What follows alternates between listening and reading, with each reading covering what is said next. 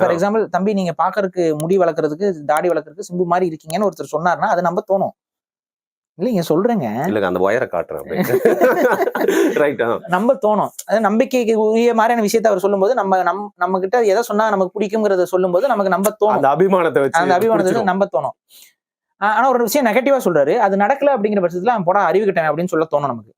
ஒருத்தர் நெகட்டிவா சொல்றாரு, அது நடந்துச்சுன்னா அப்பதான் நம்பிக்கையே வரும்.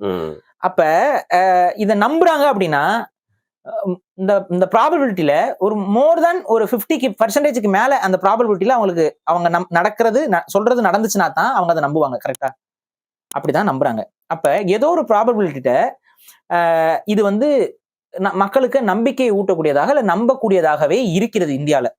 அதனாலதான் இந்த சொசைட்டியும், அதாவது ஜோசியம் ஜாதகம்ங்கிற அந்த ஒரு பிலீஃப் சிஸ்டமும், ராசி பார்க்கறதும், அவங்க பிறந்த தேதியை வச்சு காலத்தை கணிக்கிறதும், அவங்களோட ஃபியூச்சர்ஸ் தெரிஞ்சுக்கிறதும், ப்ரெடிக்ஷன் தெரிஞ்சுக்கிறதும் ஒரு பெரிய இண்டஸ்ட்ரியாவே இருக்குது. இன்னைக்கு வந்து matrimony.com எல்லாத்துலயுமே இதோட அசோசியேட் ஆயிடுறாங்க. ஜாதகம் ஜோசியம்னு பார்க்காம எவனுமே கல்யாணம் பண்றது இல்ல. இது இப்படி ஆயிடுது இல்ல.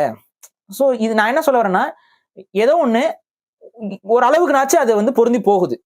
அதை வந்து கம்ப்ளீட்டா வந்து சும்மா ஒரு ரேண்டமா பொருந்துறதுன்னு நம்ம சொல்ல முடியலங்கிறதா நான் சொல்ல வருது. ஓகே, இந்த நேரத்துல நான் இதையும் சொல்லணும் பாரு, இதை வச்சு இந்த நம்பிக்கையை வச்சு பல பேர்கிட்ட பணம் பறிக்கிறாங்க, ஏமாத்துறாங்க. நாங்க எதையுமே ப்ரொமோட் பண்ணல, இதை பத்தி ஒரு டிஸ்கஷன் வந்து பண்ணிட்டு இருக்கோம். ஏன்னா பேசாத விஷயங்கள் இல்லையா அதெல்லாம்.